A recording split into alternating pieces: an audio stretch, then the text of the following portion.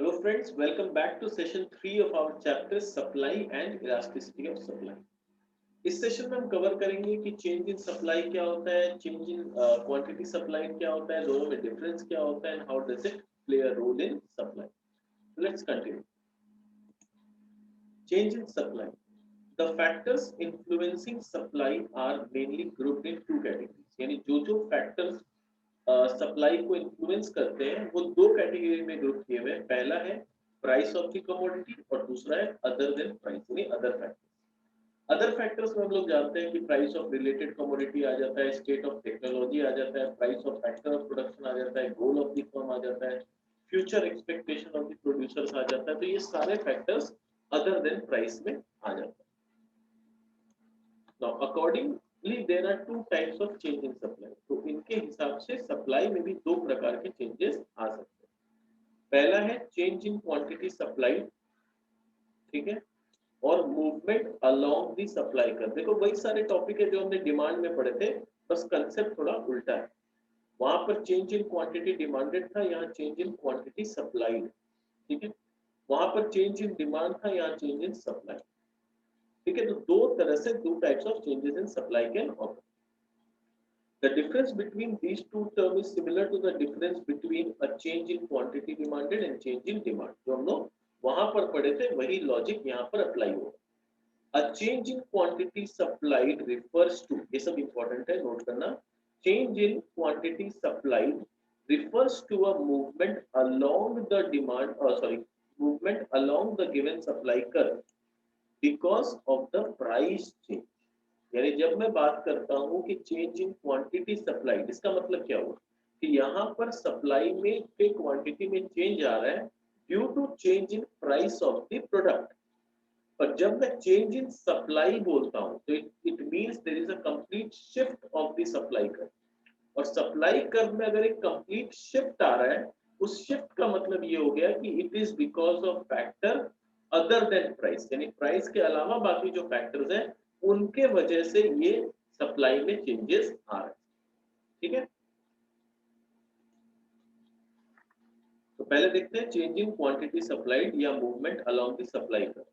So when the supply of a commodity changes due to change in its price, it is shown by different points on the supply curve, which is called movement along the supply curve or change in quantity supplied. Now there are two types of movements along the supply curve.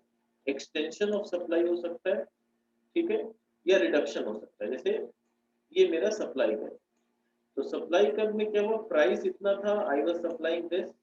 जब price बढ़ा तो I am supplying this. ठीक है, तो क्या हो रहा है, प्राइस के बढ़ने से सप्लाई भी बढ़ रहा है. पर जो मूवमेंट जो हुआ है वो पॉइंट ए से पॉइंट बी तक गया है. ठीक है, this is called movement along the curve. तो यहाँ पर क्योंकि मेरा प्राइस बढ़ने से क्वांटिटी सप्लाइड बढ़ा है, हम लोग बोलेंगे this there is an extension of supply. पर वही अगर उल्टा हो जाता, मान लो पॉइंट ए ये होता और पॉइंट बी ये होता, और प्राइस घटने की वजह से अगर सप्लाई घट जाए तो उसको हम लोग बोलते हैं कॉन्ट्रैक्शन ऑफ सप्लाई. ठीक है, तो जो भी हो, प्राइस अगर बढ़ेगा तो सप्लाई बढ़ेगा, that is called extension of supply. Price घटेगा तो सप्लाई घटेगा, उसको बोलेंगे कॉन्ट्रैक्शन ऑफ सप्लाई. तो यहाँ पर देखते हैं क्या दिया है.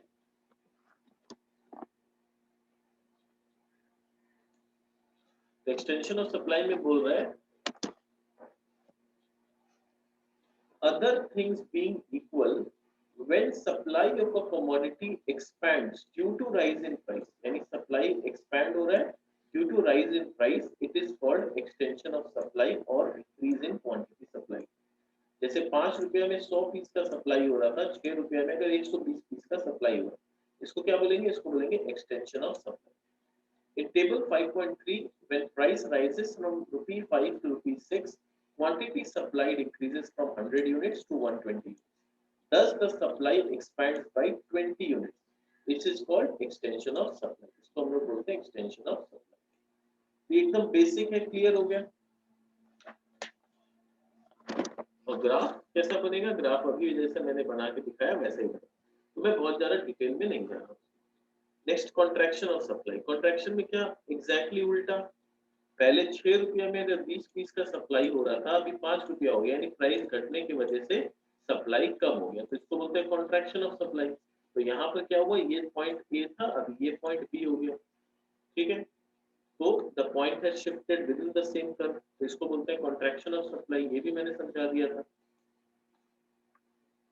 नाउ चेंज इन सप्लाई, अब हम लोग मेन चीज में आ जाते हैं, change in supply. Change in supply जिसको हम लोग बोलते हैं shift in supply curve. A change in price of a commodity normally causes its supply to extend or contract। यानी जब प्राइस में चेंज आता है तो वो जो मूवमेंट होता है that is along the curve होता है, उसके वजह से या तो एक्सटेंशन होता है या तो कॉन्ट्रैक्शन होता है।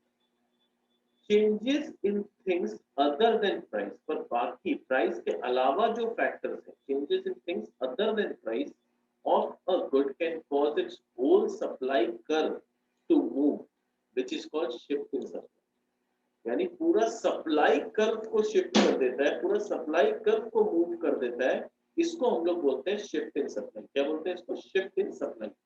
मैं यहाँ पर ड्राइंग से समझाता हूँ। मान लो हमारा सप्लाई कर्व ये था, अब ये सप्लाई कर्व शिफ्ट होके यहाँ, तो प्राइस वही है, सेम प्राइस। उस प्राइस में पहले इतना क्वांटिटी सप्लाई होता था, आज उसी प्राइस में ज्यादा क्वांटिटी सप्लाई हो। ठीक है, मान लो यहाँ 100 यूनिट सप्लाई होता था, आज 200 यूनिट सप्लाई हो रहा है, प्राइस वही मान लो 50 रुपये। क्वेश्चन आता है ऐसा क्यों, प्राइस में तो कोई चेंजेस नहीं आया, सप्लाई क्यों बढ़ी? तो यही बात है कि there is a shift of supply curve, यानी there is an increase in supply इस केस में due to factors other than price. हो सकता है कि जो प्रोड्यूसर्स है उनको लग रहा है कि बाद में दाम गिरने वाला है, तो क्योंकि फ्यूचर में दाम गिरने वाला है वो आज ही सप्लाई बढ़ा दी। हो सकता है number of suppliers in the market have increased, और भी लोग ये बिजनेस में आ गए, तो जितने लोग इस बिजनेस में इंटर करेंगे सप्लाई मेरा बढ़ते जाएगा, तो उसी प्राइस में ज्यादा सप्लाई होने लग गया। There can be many reasons to it, but एक रीजन नहीं है, there is change in price of the commodity. Price fix है, उसी प्राइस में जो भी चेंजेस आना है वो आ रहा है। तो ये एग्जांपल हुआ increase in supply. Decrease in supply का अगर मैं बात करूं तो मान लो मेरा सप्लाई कर ये था, अभी डिक्रीज होके वो लेफ्टवर्ड शिफ्ट हो गया। तो पहले इस प्राइस में इतना क्वांटिटी सप्लाई होता था Q1, अभी इसी प्राइस में इतना क्वांटिटी सप्लाई हो रहा है Q2, यानी quantity supplied have decreased, price is same. अब क्वेश्चन आता है उसी प्राइस में क्यों क्वांटिटी सप्लाई या फिर there is a decrease in supply. Decrease in supply हुआ, हो सकता है प्रोड्यूसर्स को लग रहा है फ्यूचर में दाम और बढ़ेगा, तो इस प्राइस में वो लोग अपना सप्लाई को रिड्यूस कर दिए, because they want the price to increase. ठीक है, उनको लग रहा है फ्यूचर में प्राइस और बढ़ेगा, तो there can be increase in supply और there can be decrease in supply. इसी को बोलते हैं चेंज इन सप्लाई। और यहाँ पर क्या होता है, there is a complete shift of the curve. अगर इंक्रीज इन सप्लाई होना है तो सप्लाई कर्व जो है राइटवर्ड शिफ्ट हो जाता है, अगर डिक्रीज इन सप्लाई होना है तो सप्लाई कर्व एकदम लेफ्टवर्ड शिफ्ट हो जाता है। ठीक है, तो समझ में आया what is change in supply? एक बार बुक से पढ़ लेते हैं। अब ये लोग बता रहे हैं increase in supply. Increase in supply occurs when the producers are willing to supply more at the same price and they are prepared to supply original quantity at a lower price। यानी या तो lower price में वो लोग original quantity supply करने के लिए तैयार हो जाए, या फिर उसी प्राइस में वो लोग ज्यादा क्वांटिटी सप्लाई करने के लिए तैयार हो जाए। जैसे प्राइस वही है, पर पहले 5 रुपया में लोग 100 यूनिट सप्लाई कर रहे थे, आज 5 रुपया में they are ready to supply 120 unit. तो ये पहला केस है, तो यहाँ पर क्या हो जाएगा, इंक्रीज इन सप्लाई हो जाएगा। दूसरा क्या है, पहले वो लोग 5 रुपया में बोल रहे थे हम लोग 100 यूनिट सप्लाई करेंगे, आज 4 रुपया में ही बोल रहे हैं हम 100 यूनिट सप्लाई कर देंगे। तो ये जो केस है ये भी इसके वजह से इंक्रीज इन सप्लाई होता है। तो दो सिचुएशन होता है, या तो सेम प्राइस में ज्यादा क्वांटिटी सप्लाई करने के लिए हम तैयार हो गए, या तो रिड्यूस्ड प्राइस में हम सेम क्वांटिटी सप्लाई करने के लिए तैयार हो, तब जाके सिचुएशन बनता है इंक्रीज इन सप्लाई। ठीक है, टेबल ऑलरेडी मैंने समझा दिया, तो आई am not going into detail. यहाँ पर ग्राफ कैसा बनेगा, ग्राफ हम लोग देख सकते हैं, पहले SS was the original supply curve and now it has shifted to SS1।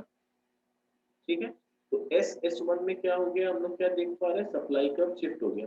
तो ये जो ओरिजिनल प्राइस था, उस प्राइस में पहले A यूनिट बिकता था, आज उसी प्राइस में सप्लाई होता था, आई मीन आज उसी प्राइस में they are willing to supply S1 unit, तो supply is increasing in the same price.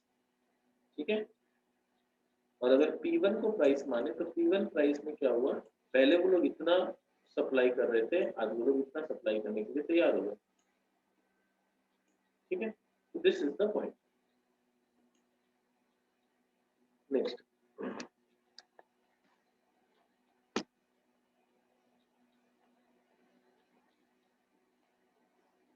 ये फिगर को मैं समझाने नहीं जा रहा हूँ, यहाँ पर मैंने ऑलरेडी समझा दिया क्या बोल रहा है, so I am not going into this. Table B देखो, टेबल बी क्या हुआ कि रिड्यूस्ड प्राइस में they are willing to supply the same unit. पहले 5 रुपया में 100 यूनिट सप्लाई कर रहे थे, अभी 6 रुपया में 100 यूनिट सप्लाई कर रहे हैं। Something difference. अच्छा, पहले मतलब बोलने का मतलब है 6 रुपए में 100 यूनिट सप्लाई करने के लिए रेडी थे, आज 5 रुपए में 6 यूनिट सप्लाई करने के लिए वो लोग रेडी हो गए। तो अपने लोग देखते हैं क्या है इसमें। चलते हैं हम लोग causes of increase in supply, कि आखिर इंक्रीज इन सप्लाई होता क्यों। An increase in supply may caused by any of the determinants of supply, यानी increase in supply किसी भी फैक्टर की वजह से हो सकता है other than the rise in price of the commodity. This may include fall in price of substitute goods, improvement in technology and better techniques, fall in price of factor inputs, expectation of fall in price in future, grant or subsidy or reduction in excise duty by the government, change in firms goal from profit maximization to sale maximization। ये 6 अलग अलग factors हो सकते हैं जिनकी वजह से supply increase हुआ है। Next, coming to decrease in supply. Decrease in supply मतलब यहाँ पर क्या हो रहा है, सप्लाई कर्व लेफ्टवर्ड शिफ्ट हो रहा है। यानी अगर बात करें तो सप्लाई कर्व पहले ये था, अभी शिफ्ट होके यहाँ आ गया, तो उसी प्राइस में अब कम सप्लाई हो रहा है। प्राइस सेम है बट सप्लाई हैज रिड्यूस्ड। ये क्यों था, ये Q1 हो गया, supply has reduced in the same price. ठीक है, decrease in supply reflects the situation in which number A the producer supplies less quantity at the same price. पहला जो मैंने अभी बनाया ये वाला, सेम प्राइस में लेस क्वांटिटी सप्लाई करेगा प्रोड्यूसर। ठीक है, दूसरा situation the same quantity eight a higher price, पर बोल रहा है अगर सेम क्वांटिटी चाहिए, अगर आपको इतना ही क्वांटिटी चाहिए तो यू हैव टू पे मी हायर प्राइस। ठीक है, अगर ये वाला क्वांटिटी आपको चाहिए तो प्राइस आपको बढ़ाना पड़ेगा। तो या तो प्राइस बढ़ा के हम ज्यादा सेम क्वांटिटी सप्लाई करना चाहते हैं, या तो उसी प्राइस में हम कम यूनिट सप्लाई करना चाहते हैं। दो सिचुएशन हो सकता है जहां पर there is a decrease in supply. क्या, पहला तो बहुत सिंपल है, उसी प्राइस में कम क्वांटिटी सप्लाई हो रहा है, या फिर same quantity I will supply but at a higher price. This has been illustrated in the following tables. तो 5 रुपए में पहले 100 यूनिट सप्लाई करने के लिए रेडी था, आज उसी 5 रुपए में 70 यूनिट रेडी है सप्लाई करने के लिए। क्लियर? तो यही वाला जो पहला है ना, ये ज्यादा लॉजिकल है। सेकंड वाला मेरे को थोड़ा इलॉजिकल लगता है। क्यों? Because they are saying same quantity at higher price, यानी यहाँ पर ये लोग तो बात कर रहे हैं चेंज इन प्राइस का, पर हम लोग जब shift of the demand supply curve का बात करते हैं, डिक्रीज या इंक्रीज का, तो we are taking there is no change in price, there is no shift in price, there is no changes in the price of the commodity. वो factor को ignore करते हैं और यहाँ पर बोल रहे हैं same quantity at higher price. तो ज्यादा लॉजिकल नहीं है, क्योंकि हायर प्राइस मतलब you are talking about change in price, पर जब हम बात कर रहे हैं shift of the supply curve, तो we are talking that we will not talk about the change in price. There is no factor called price. We are talking about factors other than price. ठीक है ना? तो इसीलिए B वाला ज्यादा logical नहीं है। Let us focus only on A. चाहे वो इंक्रीज का बात हो, चाहे वो डिक्रीज का बात हो, दोनों में हम लोग A पे फोकस करेंगे, B पे नहीं करेंगे, क्योंकि B के लॉजिक में क्या है, there is change in price का बात कर रहा है, वो हम लोग का नहीं आना चाहिए। ठीक है, तो let us focus simple। एकदम एक बार मैं रिकैप करा दूं, इंक्रीज इन सप्लाई कैसे होगा, हम लोग ये देखेंगे, there is a rightward shift. Rightward shift मतलब सेम प्राइस में the producers are willing to supply more. ठीक है, तो there is a rightward shift. Decrease in supply कैसे होगा, there is a leftward shift. तो पहले यहाँ था, इतना सप्लाई हो रहा था, अभी सप्लाई घट, तो सप्लाई घट के यहाँ। फैक्टर्स कुछ भी हो सकता है, फ्यूचर एक्सपेक्टेशन हो सकता है, नंबर ऑफ सप्लायर्स हो सकता है, गोल गोल ऑफ द फर्म हो सकता है, कुछ भी हो सकता है, ठीक है ना। तो let us focus only on A and not on B.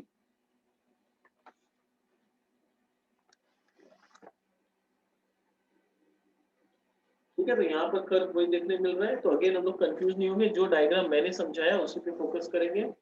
ठीक है, डिक्रीज इन सप्लाई मतलब पहले मेरा सप्लाई कर ये था, अभी घट के सप्लाई कर ये हो गया, तो उसी प्राइस में पहले मैं इतना सप्लाई करता था एस यूनिट, अब मैं उसी प्राइस में S1 यूनिट सप्लाई करूंगा, यानी माई सप्लाई हैज रिड्यूस्ड। बस इसी पे फोकस करेंगे, ठीक है।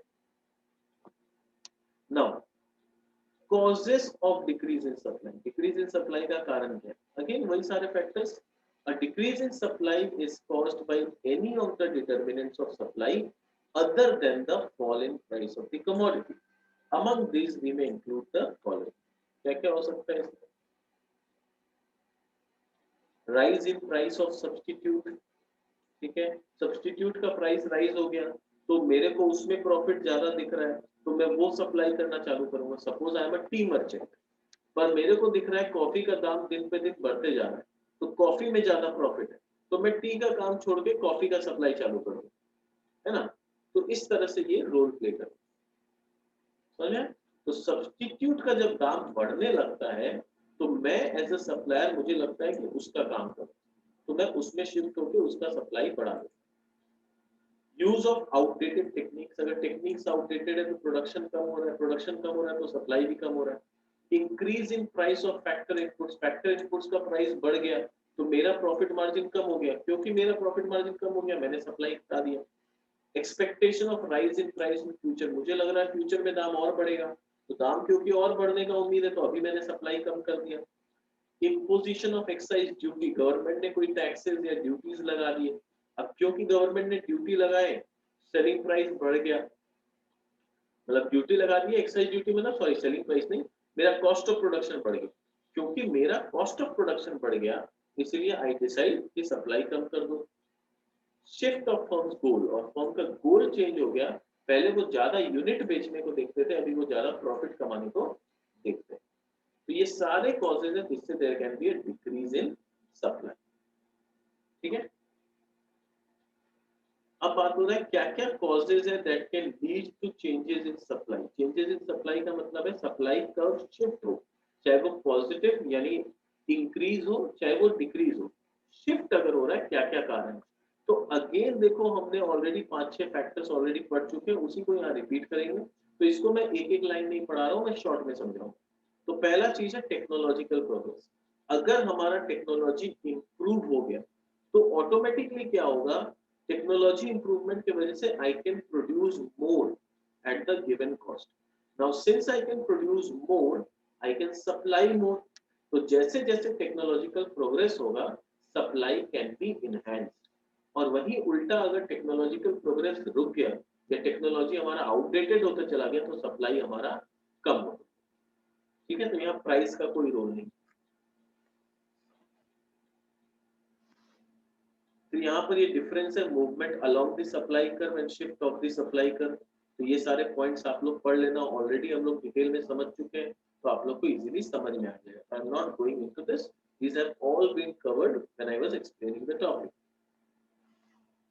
फिर यहाँ expansion of supply and increase of supply. Expansion of supply में क्या होता है, there is a movement along the curve. Increase in supply में क्या होता है, there is a shift of the supply curve in rightward direction. दूसरा expansion of supply होता है due to change in price of the commodity. Increase in supply में change in price of the commodity का कोई role नहीं, ठीक है। ये सब तो बेसिक चीज है। दूसरा बात हो रहा है change in input price. Input price में अगर चेंज हो, यानी मान लो मेरा फैक्टर्स ऑफ प्रोडक्शन का प्राइस अगर बढ़ गया तो मेरा कॉस्ट ऑफ प्रोडक्शन बढ़ जाएगा। अब मेरे को तो अपना मार्जिन सेम रखना है, तो मान लो कोई चीज पहले मैं 8 रुपए में बना रहा था और उसे मैं 12 रुपए में बेच रहा, तो 4 रुपया पर यूनिट मेरा प्रॉफिट हो रहा। अब अगर कॉस्ट ऑफ प्रोडक्शन बढ़ गया, फैक्टर का प्राइस बढ़ गया और मेरा कॉस्ट ऑफ प्रोडक्शन 8 रुपया से बढ़ के 10 रुपया हो गया, तो अगर मार्केट मुझे वही 12 रुपया देगा तब मैं क्यों सप्लाई करूंगा, क्योंकि पहले मैं 4 रुपया पर यूनिट कमा रहा था, अभी मेरा 2 रुपया पर यूनिट का मेरा कमाई हो। तो I will not supply, I will supply less. मैं वेट करूंगा कि कब मार्केट का प्राइस 14 रुपया हो, ताकि मेरा 4 रुपीज पर यूनिट मेरा बना रहे। तो इसीलिए जब इनपुट का प्राइस बढ़ता है तो सप्लाई हम घटा देते हैं, और जब इनपुट का प्राइस घटता है तो हम सप्लाई को बढ़ा देते हैं। ठीक है,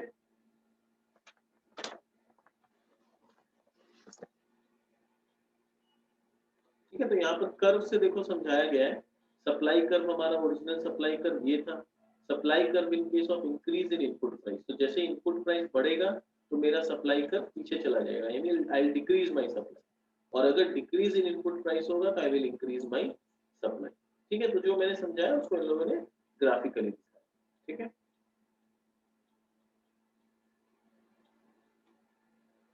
next point number 3, number of producers. ये सबसे इजी है। जितने ज्यादा प्रोड्यूसर्स आएंगे मार्केट में उतने ज्यादा क्या होगा, सप्लाई बढ़ जाएगा। और जैसे ही सप्लाई बढ़ेगा उसका इफेक्ट क्या होगा, price will fall down. But उसमें अभी हम नहीं जा रहे हैं कि सप्लाई का इफेक्ट क्या होगा, हम बात कर रहे हैं सप्लाई कर्व राइटवर्ड या लेफ्टवर्ड शिफ्ट कब होगा। तो नंबर ऑफ प्रोड्यूसर्स अगर बढ़ जाएंगे तो सप्लाई कर्व राइटवर्ड शिफ्ट हो जाएगा। नंबर ऑफ सप्लायर्स अगर कम हो जाएंगे तो सप्लाई कर्व लेफ्टवर्ड शिफ्ट हो जाएगा। ठीक है, कॉमन सेंस, जितने ज्यादा सेलर्स मार्केट में आएंगे सप्लाई बढ़ेगा, जितने सेलर्स मार्केट से आउट होते जाएंगे सप्लाई घटते जाएगी। तो यहाँ पर एग्जांपल दिया हुआ है कि पहले सिर्फ बीएसएनएल था तो सप्लाई वाज रिड्यूस, कम था।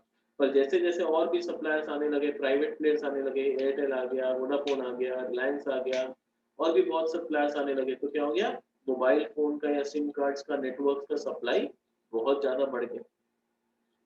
ठीक है, जितने ज्यादा प्रोड्यूसर आते जाएंगे सप्लाई कर्व राइटवर्ड शिफ्ट होगा, और अगर प्रोड्यूसर्स मार्केट छोड़ के भागते जाएंगे तो सप्लाई कर्व लेफ्टवर्ड शिफ्ट होगा। ठीक है, और यही चीज यहाँ पर लोग समझा रहे हैं विद एग्जांपल। तो ये आप रीड कर लेना, आपको समझ में आएगा।